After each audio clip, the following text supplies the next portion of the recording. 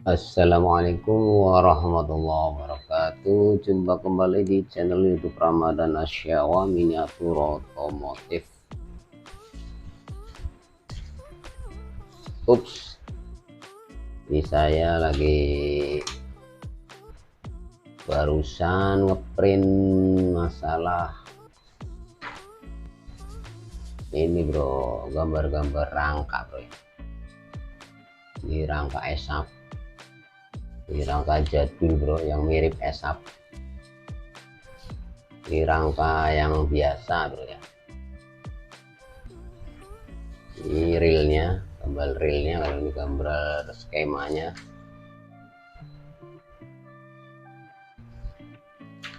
Ini apa gerangan bro, apakah saya mau membahas masalah rangka esap yang akhir-akhir ini lagi viral bro ya, atau apa ini bro ya?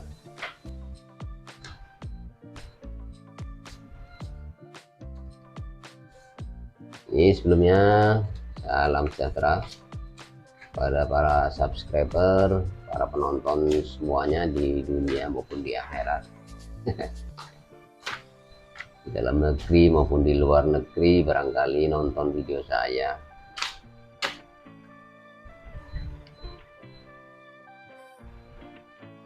Ini lagi viral bro ya, masalah rangka esap, terutama Honda ya bro ya, yang banyak sekali para konsumen yang merasa dirugikan karena adanya rangka esap ini bro. Banyak sekali belum lama usia motor namun pada karat, ada yang keropos bahkan patah ya. Namun saya nggak akan membahas masalah itu sebenarnya bro, saya akan membahas masalah secara umum saja bro ya.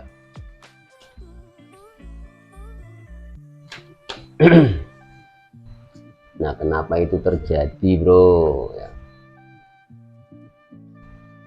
Ini yang namanya motor bro ya.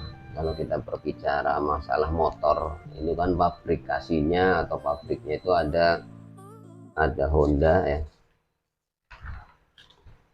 ada Honda, ada Suzuki, ada Yamaha, ada Kawasaki dan lain-lain ya bro. Lain-lain ya ada Jialing, Ginko, terus lagi Kanzen dan sebagainya bro ya. Itu adalah merupakan pelaku produsen ya.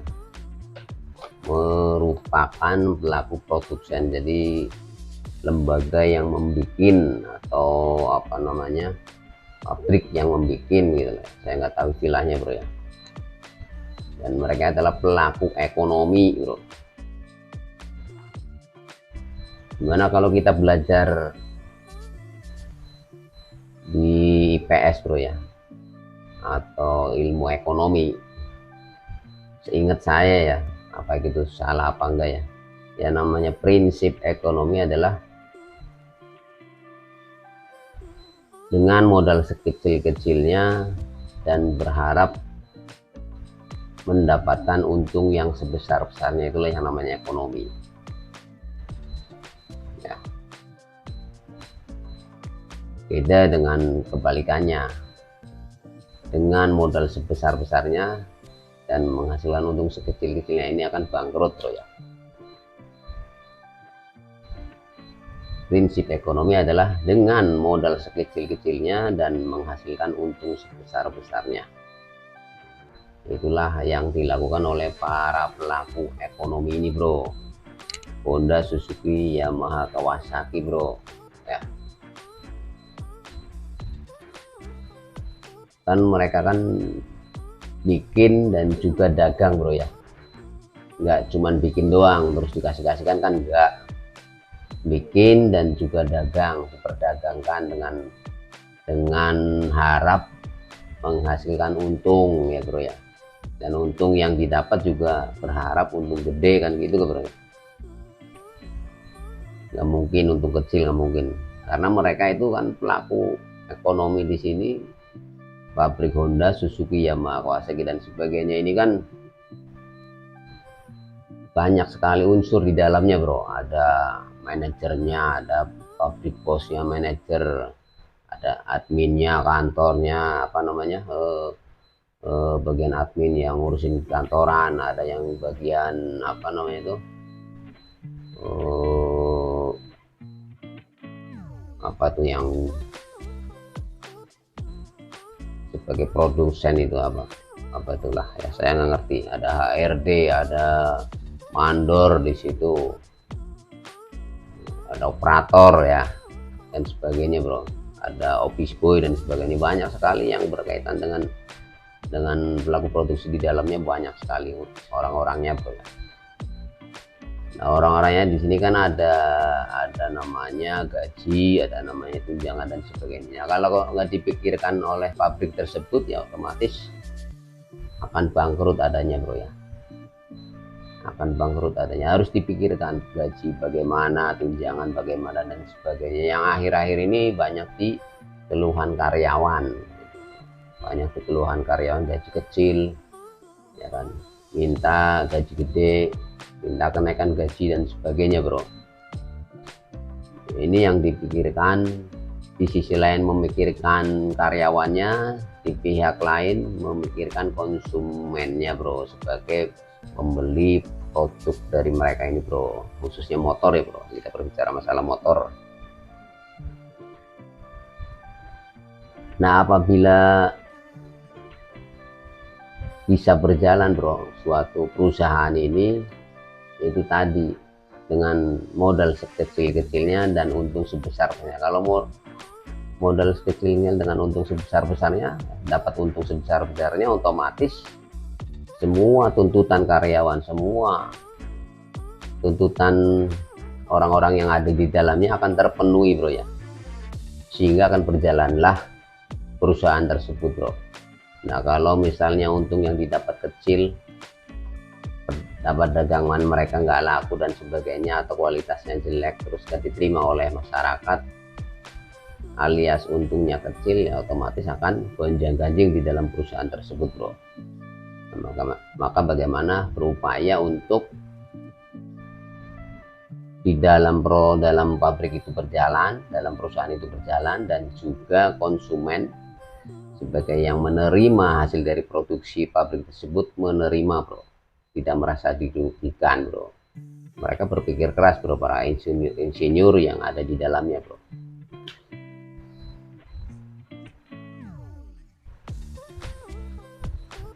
Nah, berkenaan dengan motor, tentunya motor ini ya, motor ini terdiri dari banyak part bro, tidak langsung istilahnya dibentuk motor itu terus jadi motor begitu, enggak bro. Itu terdiri daripada komponen-komponen, part-part yang ada, yang nempel di dalam motor tersebut, dari ban, piringan, cakra, mesin pun banyak sekali komponen di dalamnya, rangka, cover, lampu utama, jok, setang, rantai, jari-jari, pelek, ban juga, ban luar, ban dalam, spakbor, sen, apalagi hand grip, banyak sekali yang menempel di dalamnya bro, di dalam motor itu bro. Nah, dulu ya, kalau berbicara dulu, ini dari produsen pabrikan itu membuat motor itu kurang lebih tahun 60-an bro ya. Dari tahun 60-an itu di dalam menggait konsumen, mereka membuat motor itu sebagus mungkin dan sekuat mungkin bro ya, dalam menggait atau merayu pembeli, merayu konsumen dengan membuat motor itu sebagus mungkin bro dan sekuat mungkin. Nah, maka kita lihat bro, motor-motor tahun 60-an sekarang masih bertengger, tahun 60-70 itu masih bertengger bro, masih bisa mengaspal bro ya. Itu karena apa? Karena kualitas part yang ada di dalam, yang nempel di motor tersebut, kualitasnya bagus, benar-benar bagus bro. Jadi waktu itu boleh dibilang nggak memikirkan perjalannya pabrik dulu bro, yang penting jadi dan konsumen ini tertarik, mungkin begitu bro ya. Dan biaya produksi saat itu juga belum membengkak barangkali bro ya, sehingga memang kualitasnya juga diutamakan. Yang penting konsumen itu tertarik bro ya. Terbukti dengan tahun 60, motor-motor tahun 60 sampai 70 ya, tahun 80 sekarang masih ada bro, masih bisa mengaspal. Seperti contoh motor ini bro ya,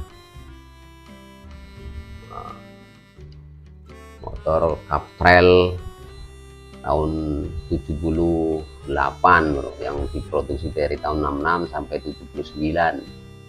Dan bahkan Honda juga sekarang sudah merilis tahun 2023 dengan mesin kekinian bro.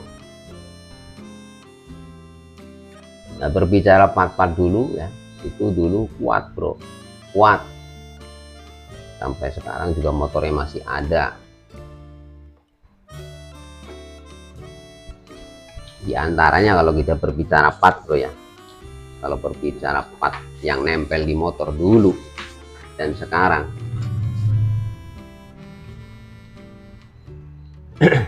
ini saya gedein dulu bro ya, ini pakai pulpen jadi kurang jelas. Ini dulu tahun, katakanlah tahun 60-an ya, sampai 2004. Sekarang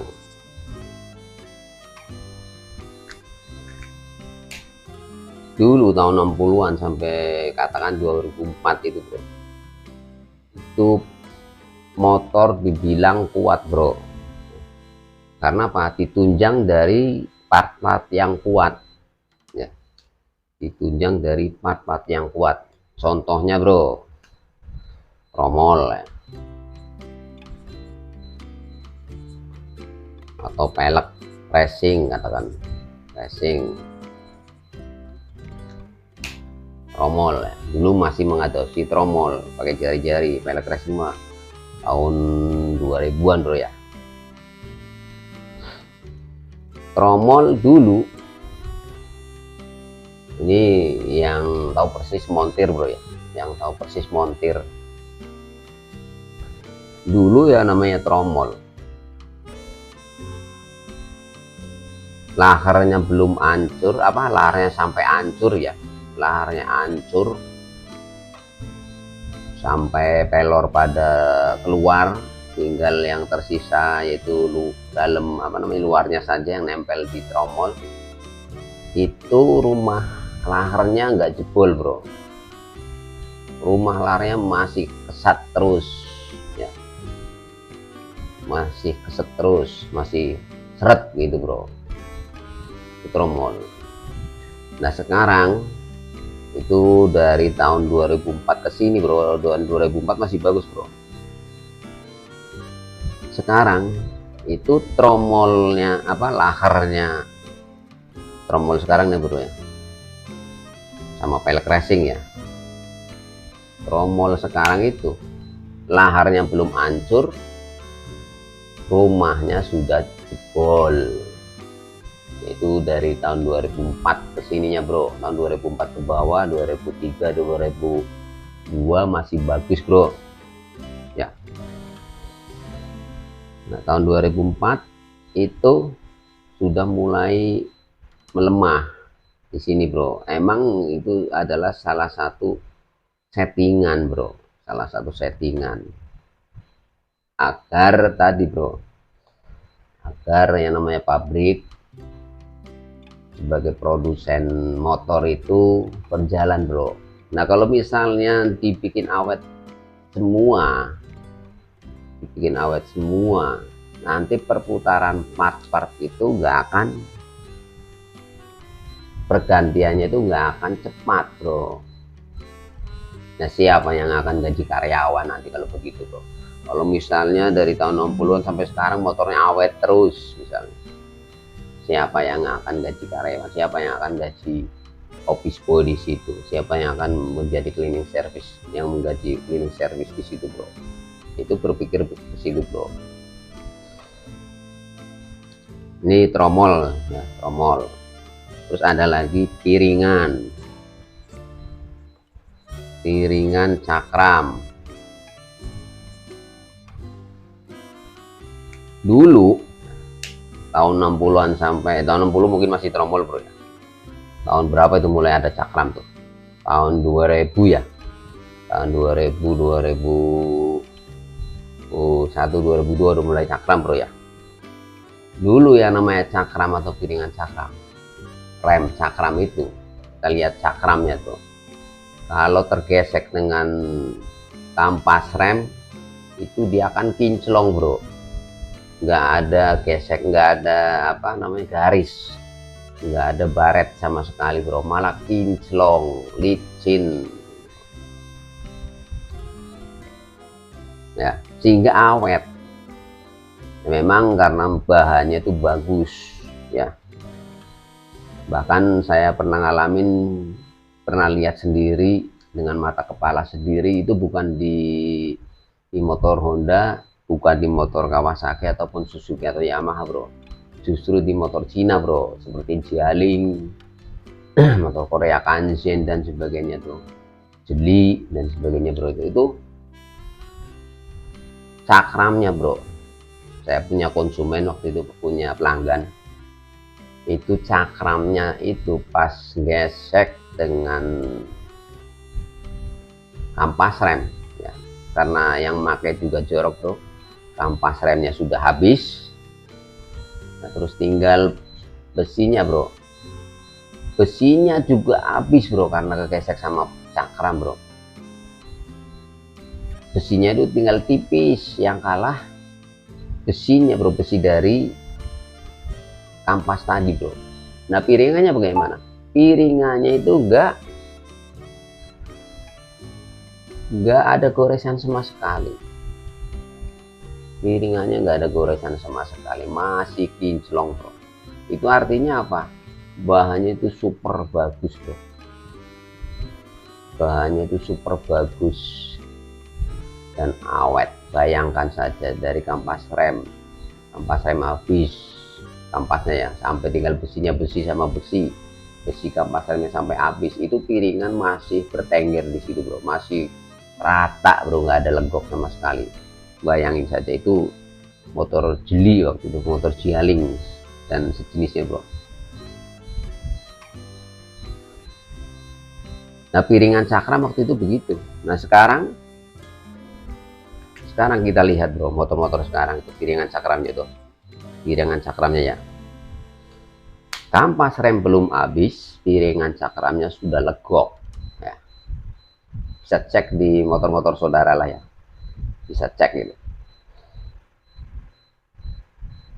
Kampas rem belum habis, piringan sudah legok, dan bekasnya atau tapaknya di piringan itu bergaris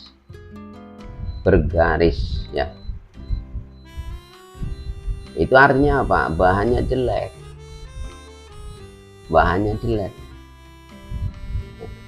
Nah kalau misalnya pabrik bikin piringan seperti dulu ya, itu akan awet terus bro, nggak akan pernah ganti bahkan. Nah bagaimana nanti kelangsungan pabrik nanti bro kalau misalnya dibikin awet terus ya. Ini piringan cakram bro, mau depan maupun belakang bro ya. Berbicara dengan tromol tadi juga, bergesekan dengan kampas rem juga, rumah laharnya tadi cepet jebol. Kalau dulu awet, sekarang itu cepet jebol. Kalau sekarang bro, yang gesekan dengan kampas remnya untuk tromol juga cepet legok bro ya. Ini piringan cakram. Ada lagi lampu utama.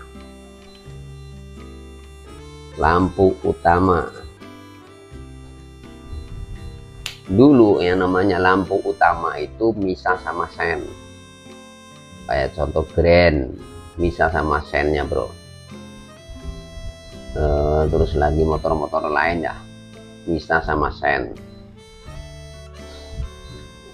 Nah dari 2000 berapa itu mulai nyampur bro, tahun 2004 ya, kalau saya lihat di Suprafit ya, Suprafit ya, itu lampu utama sudah nempel dengan sen. Itu artinya apa bro? Itu sebenarnya politik dagang tadi bro, agar misalnya lampunya, lampu utama yang pecah ya, atau sennya, nika sennya yang pecah, otomatis kan ganti semuanya bro, otomatis akan ganti semuanya bro ya. Nah kalau misalnya misah, yang lampu sennya yang pecah ya otomatis sennya dong yang diganti ya kan. Nah, pinter para produsen itu, para pelaku ekonomi, para pabrik yang bikin motor, lampu utama digabung dengan lampu sen.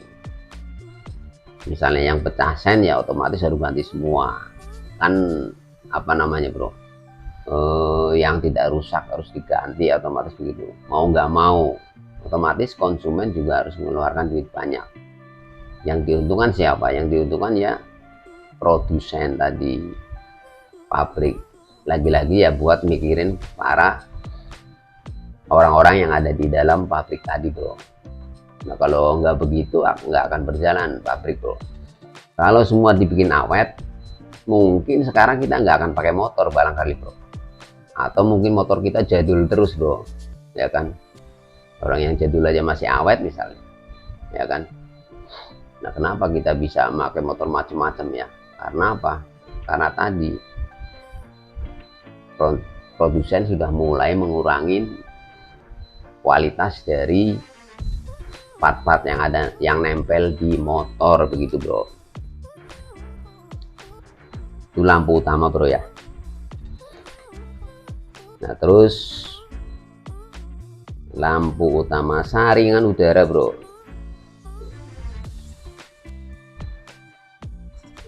atau filter udara, filter karbu ya. Dulu ya namanya filter udara tahun 60 sampai 2000 berapa itu ya, itu kayak contoh Grand ya, saringannya itu misah bro, saringannya itu misah, busa dan tempatnya juga misah, dan yang diganti itu busanya saja bro. Kalau misalnya rusak busanya sendiri juga awet kalau memang asli bro, dicuci pakai bensin kemudian dilumasin pakai oli, disemprot, dikeringkan, dipasang lagi, awet. Nah bagaimana pabrik itu berpikir bagaimana biar nggak awet. Nah kalau bikin awet terus nanti kelangsungan pabrik akan terancam. Nah bagaimana biar dibikin nggak awet, atau pergantiannya itu sekaligus tempatnya ya, maka dibikinlah saringan udara yang macam kayak sekarang bro, tempatnya sama saringan itu nempel ya kan. Sekarang tempatnya sama saringannya nempel pakai apa karton ya kan. Kalau sekarang mah nggak pakai busa, nempel bro. Itu artinya apa? Apabila kartonnya rusak atau kotor, itu harus ganti sama tempat-tempatnya, nggak mungkin kartonnya doang. Artinya apa? Keuntungan kembali kepada pabrik tadi, konsumen yang dirugikan. Nah kenapa nggak pakai busa seperti zaman dulu? Nanti yang diuntungkan konsumen, pabrik nggak akan berjalan bro. Begitu bro, itu namanya politik dagang begitu bro. Itu saringan udara. Saringan udara juga dulu pas pertama kali keluar tuh karton ya, pakai karton ya, pakai apa tuh kayak kardus begitu ya bro. Itu dulu belum dilumasin oli bro. Dulu kan masih apa namanya, nggak basah bro ya. Kalau sekarang kan basah. Dulu zamannya masih kering, itu awet bro, awet banget ya kan. Bahkan mungkin motor kayak Karisma, terus lagi Suprafit Jumbo, bahkan mungkin sekarang masih bawaan bro. banyak sekali yang masih bawaan. Karena apa? Awet. Karena apa? Nggak ada pelumasan di situ, kartonnya nggak ada apa, oli.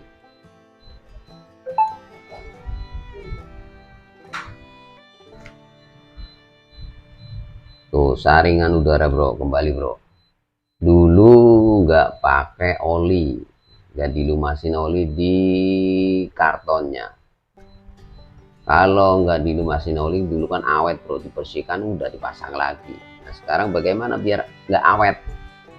Dikasih oli bro, dengan alasan untuk mengoptimalkan kinerja mesin. Memang bro, memang kalau dia lapisin oli itu bersih terus, karburator terus throttle body itu bersih. Kotornya lama bro ya, memang. Cuman di sisi lain itu ada unsur politik dagangnya bro, ada unsur politik dagangnya. Agar apa? Agar pergantian saringan udara, saringan karbu itu cepat. Itu menurut saya bro ya. Itu bro, biar cepet ganti.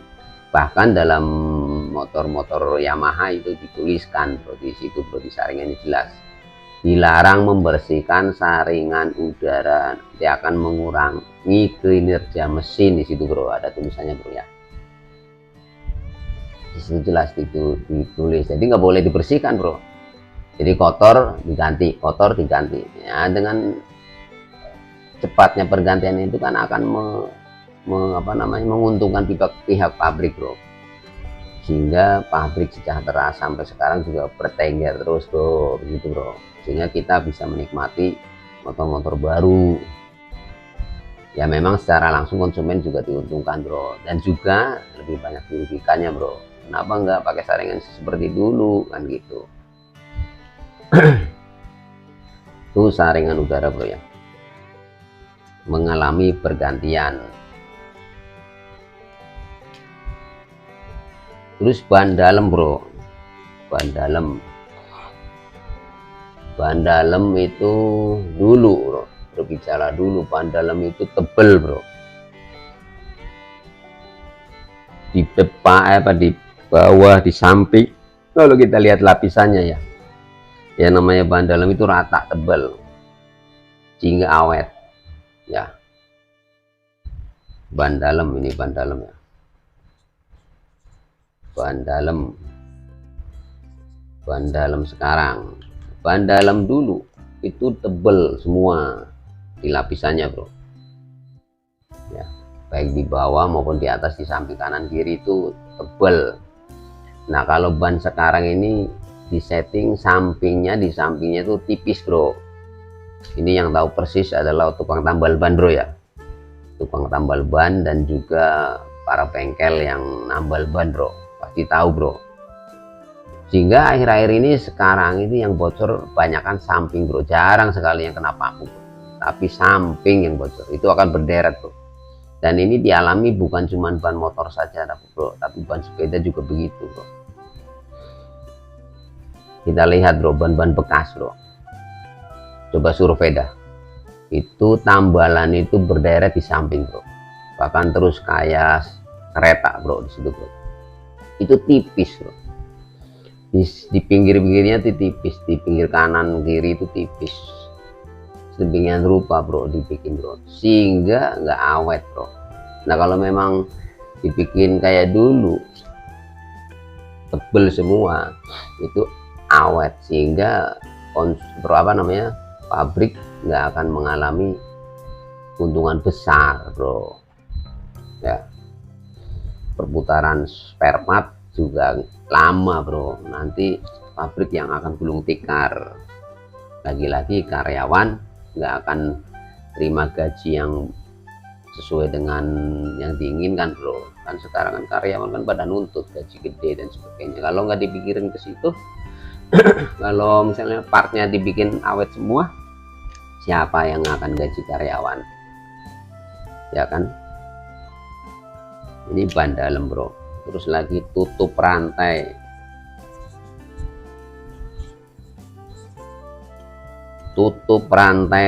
dulu ya namanya tutup rantai ini bahannya dari babet bro.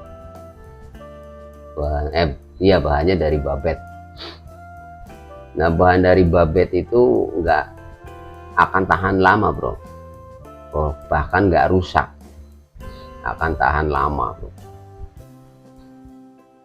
Nah, bagaimana diupayakan, berpikir keras bagaimana biar cepat rusak, paling nggak 5 tahun atau berapa tahun itu rusak. Nah, maka dibikin dari plastik ini dari tahun, kalau nggak salah tahun dari tahun Supra lama masih ada, dari mulai Kirana, barangkali Kirana apa Karisma, itu tahun 2003-an lah bro ya, tahun 2003-an itu sudah mulai digantikan dengan plastik ya, tutup rantai yang sekarang itu pakai plastik.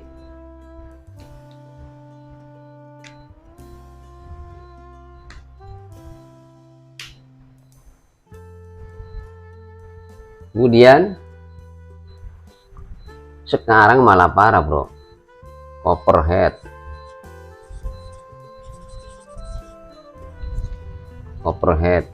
itu tutup mesin depan bro.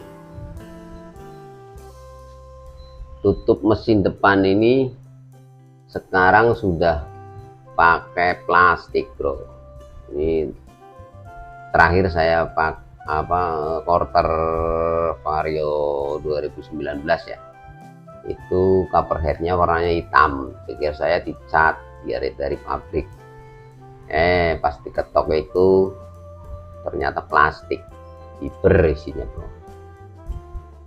Nah, ini kan mengurangi biaya produksi bro, mengurangi biaya produksi semuanya bro. Agar apa? Agar kelangsungan dari produsen atau pabrik itu bisa lama bro. Nah, kalau dibikin babet semua kan nggak akan diganti bro, awet itu bro, dan juga biaya produksi gede bro.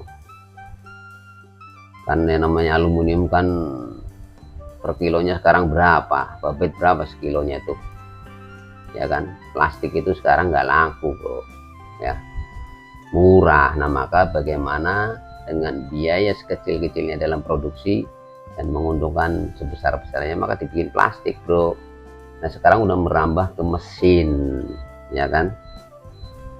Sekali lagi yang dirugikan adalah konsumen, yang diuntungkan adalah produsen atau pabrik. Nah, pabrik juga tadi, yaitu demi kelangsungan pabrik, kelangsungan orang-orang yang ada di dalamnya bro. Karyawan mereka juga ada anak istri, ingat itu bro ya. Ini coverhead, banyak lagi part-part yang lain bro, yang dulu awet sekarang dibikin nggak awet bro. Itu bukannya nggak bisa bikin, atau mungkin bahannya nggak ada, nggak mungkin bro. Kayak contoh piringan cakram sekarang bukannya nggak bisa bikin kayak gitu lagi. Nah, kalau dibikin awet semua, kelangsungan pabrik nggak akan berlangsung bro. Nah, kalau kelangsungan pabrik nggak akan langgeng, nanti kita nggak akan pakai motor-motor modern bro kayak sekarang bro. Mungkin jadul semua bro, begitu bro ya. Mungkin paham bro ya maksud saya bro ya. Di antaranya itu bro. Nah, kembali kepada ini bro, kembali kepada rangka ini. Rangka esap yang sekarang lagi tren bro ya, khususnya motor Honda.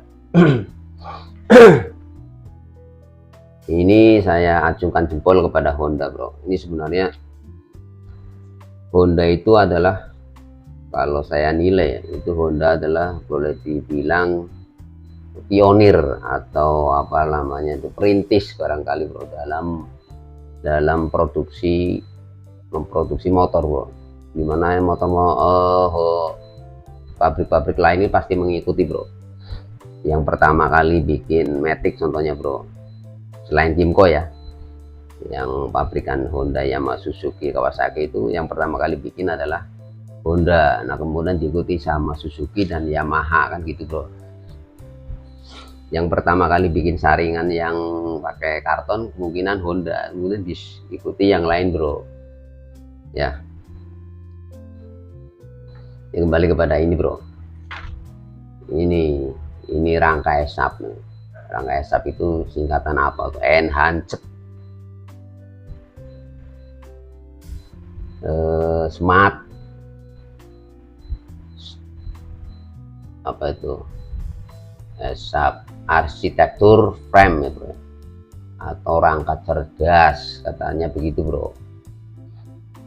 Itu rangka cerdas.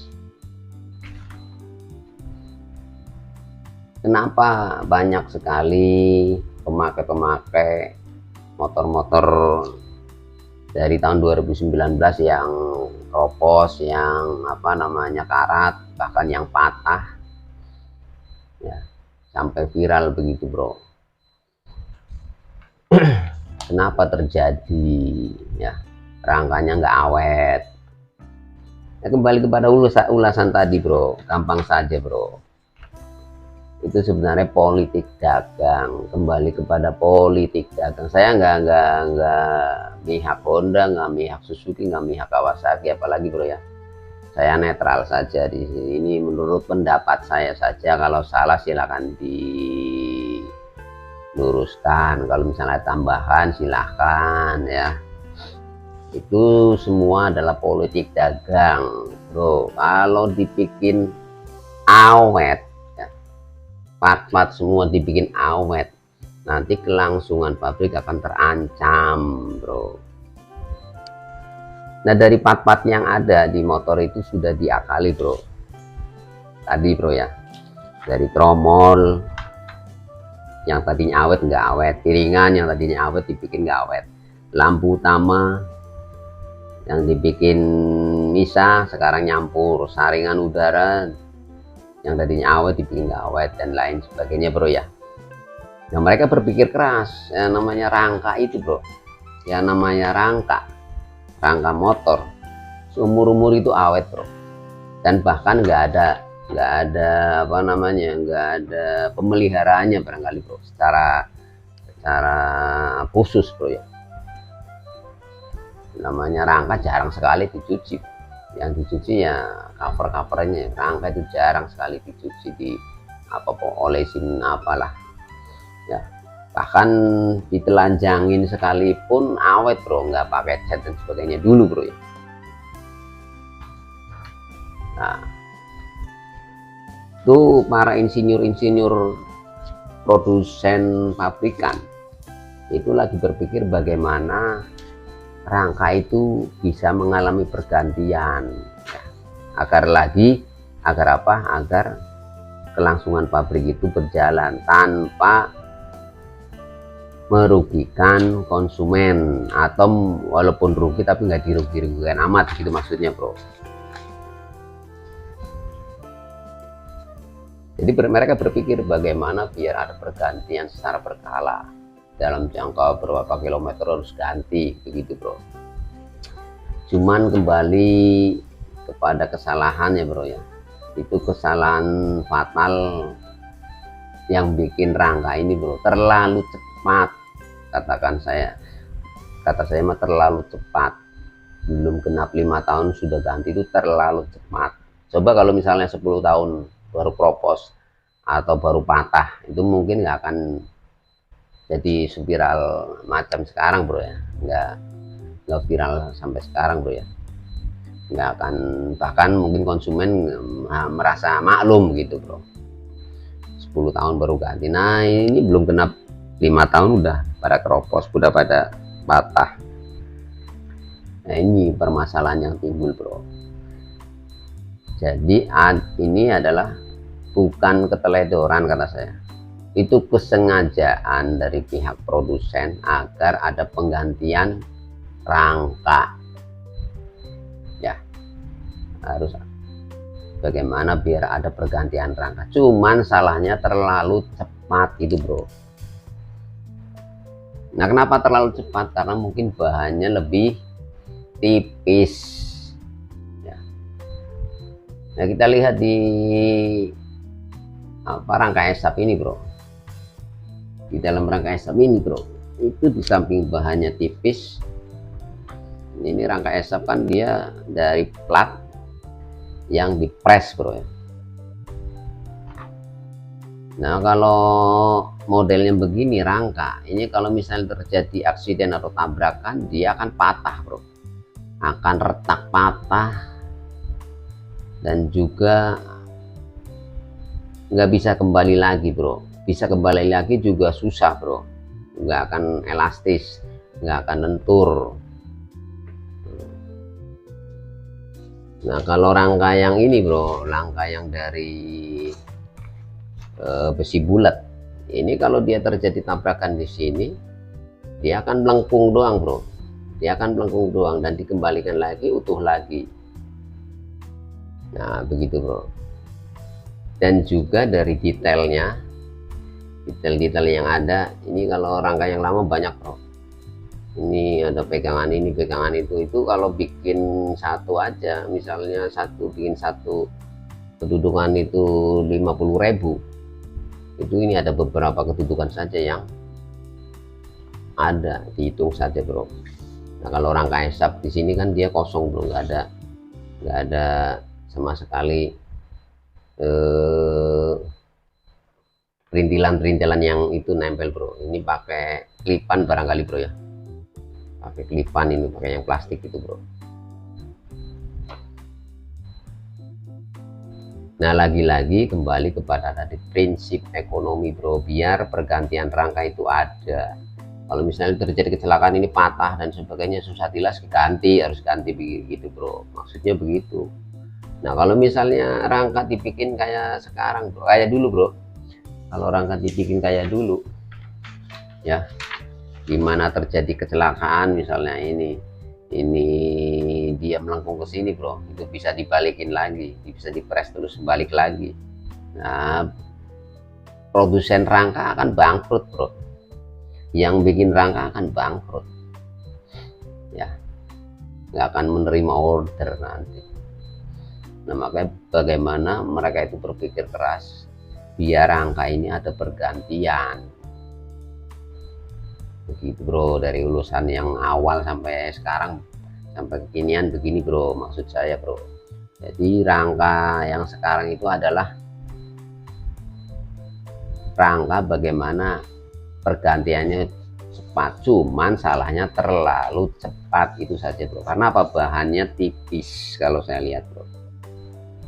Nah, kalau rangka esap itu dibikin awet bro, dibikin awet ya, kayak macam dulu kan sebenarnya rangkanya rangka esap. Kalau kita lihat bro, kita lihat di sini bro ya, ini bro, ini rangka Honda 70 CT 90, ini kan rangka esap dari apa namanya, plat yang dipres, cuman ini bahannya tebel seperti rangka Honda 90. Ini udah saya print ya. Aduh, ini rangka 90 nih, tembus nih bro. Nah, rangka 90% ini mirip esap, bahkan esap ini, esap yang sebenar-benar esap, pintar bro. Karena apa? Ini sampai sekarang juga utuh bro, pinter ya, pinter. Ini menguntungkan konsumen bro ya. Dulu, zaman dulu ini tanya aja sama mbah-mbah dulu yang masih punya motor ini. Dulu jalan yang ditempuh itu bukan jalan beraspal, tapi berbatuan yang terjal, tapi sekarang masih utuh bro. Nah, kenapa sekarang jalannya banyakkan aspal kok pada loyo, pada somplak dan sebagainya, pada karat, pada patah bro ya. Ini karena apa? Bahannya tipis ya kan? Bahkan ini Mega Pro bro, ini saya punya Honda Mega Pro tahun 2005. Ini rangkanya rangka esap sebagian bro, rangka yang esap tuh ya. Kita lihat bro, Nah ini bro, ini Honda Mega Pro ini kan rangkanya rangka S1.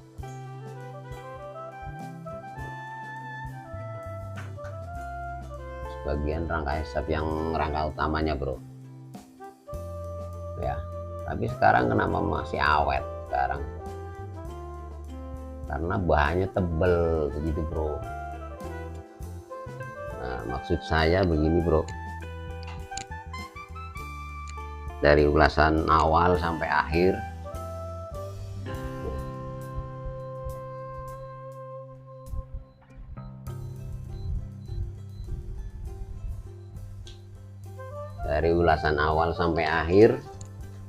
ini adalah politik dagang bro, politik dagang agar pabriknya itu bisa kesinambungan atau berkelanjutan bro. Nah kalau dibikin awet semua akan bangkrut bro, begitu bro. Tapi kalau kata saya mah rangka itu jangan bro ya, harus awet kata saya, karena itu tumpuan semua dari part bro ya. Ini kesalahan pabrik bro, dan Honda juga harus harus meminta maaf atau harus memperbaiki lagi bro ya untuk kedepannya bro. Kalau memang akan berkesinambungan bro. Nah kalau memang konsumen udah kecewa akan nggak membeli produk Honda lagi, repot bro. Bukan malah akan melangsungkan kehidupan pabrik, akan menghancurkan kehidupan pabrik bro. Jadi Honda harus memperbaikinya bro ya, agar kelangsungan pabrik juga berkelanjutan dan konsumen juga akan percaya kembali kepada Honda. Harus ada perbaikan bro ya. Kalau menurut saya rangka jangan pakai dibikin kayak gini. Kalaupun dibikin kayak gini ya harus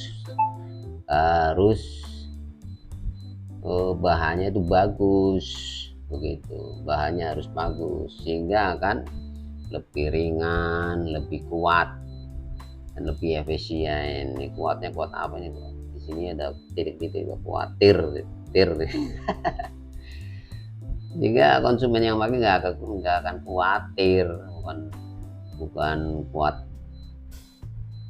kayak sekarang katanya keropos. Maaf ya, saya nggak memihak kemana-mana ya, semua itu adalah politik dagang bro, lagi-lagi itu politik dagang. Cuman untuk yang rangka ini terlalu cepat, harus ada perbaikan. Paling nggak 10 tahun lah harus melakukan pergantian, dan itu harus dipertimbangkan bro ya, agar konsumen nggak dirugikan, nggak merasa dirugikan, dan kelangsungan pabrik juga terus berkelanjutan begitu bro. Itu ulasan saya ya bro ya, itu pendapat saya. Bagi yang merasa saya itu salah, silakan hadir di kolom komentar, mau menambahkan atau menyangkal silahkan hadir di kolom komentar. Terima kasih bro atas nontonnya ya, atas share-nya, atas subscribe-nya. Yang belum subscribe silahkan subscribe, yang punya channel kemudian subscribe ke saya, pasti akan saya balas subscribe pula bro. Demikian saya sempurnakan. Assalamualaikum warahmatullahi wabarakatuh. Salam kuku ireng. Ini belum ireng bro, masih di rumah ini bro, ini belum ireng banget. Bye bye.